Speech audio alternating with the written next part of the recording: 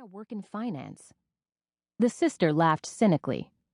Since she realized those firms are filled with hot, rich guys, and that her commerce degree could actually get her a position as a research assistant, which has just got to be a glorified secretary. If not, she'll probably be fired before her 3-month probation is up, but it gives her an excuse to flit around and eye her prey.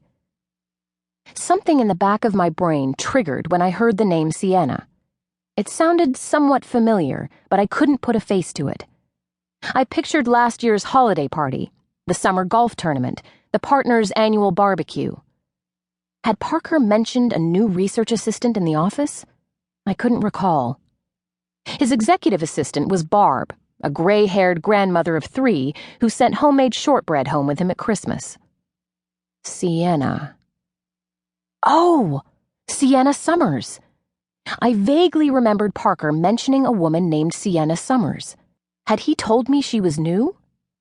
I couldn't recall the context of the conversation, but I did remember thinking at the time, who has a name like Sienna Summers at an investment banking firm? Isn't it more of a porn star name than an analyst's name?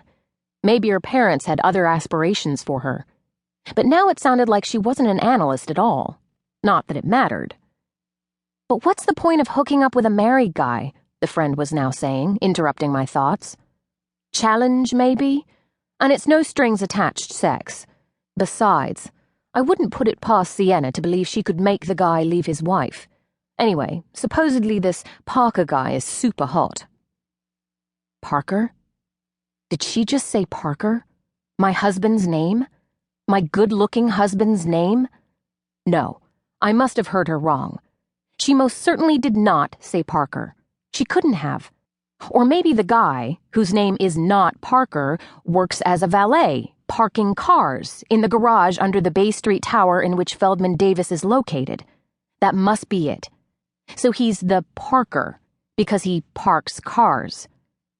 I used all my mental energy to will the sister to say the guy's name again, just to be sure she most certainly, definitely did not say my husband's name. Say his name, I wanted to scream, but didn't. Because even though we weren't in a high-end spa, it just wasn't something I would do. My heart was beating in my throat, making it difficult to breathe. And so, without thinking, I did the unthinkable. Excuse me? I tapped the girl beside me on the shoulder, and she turned to look at me, raising her perfectly plucked eyebrows. I wanted her to be in her mid-50s, which would reasonably make her sister Sienna somewhere in the same decade, and effectively rule her out of being a mistress to my Parker. Because surely my 32-year-old husband would not cheat on me with a woman nearly twice my age, right? Right? Of course, what I should have been thinking was that surely my husband wouldn't cheat on me at all. The girl beside me, the sister, was not 50, not even close. She looked to be about my age, or maybe a little younger, and was wearing an adorable floral halter dress and had long blonde hair held back with a crocheted headband. She could have been my friend. Except, of course, I would never be friends with someone whose sister would have sex with my husband. Obviously. I couldn't help but eavesdrop on your conversation. I paused, hoping she would suddenly smile, shrug and say not to worry, that her sister lived in Atlanta or London or Dubai. Except Feldman Davis didn't have branches in Atlanta or London or Dubai. Or maybe she'd tell me I'd misheard the names, that what she'd said was her sister, Sandra, was having sex with Peter. Or that they knew I was Parker's wife and Parker had put them up to it, a belated April Fool's Day joke in May, and ha ha ha, wasn't that funny. But Parker wasn't the type for silly pranks. Instead, the girl beside me stared, a mixture of confusion and annoyance on her face. She raised her eyebrows. That guy you were talking about, I fumbled. What did you say his name was?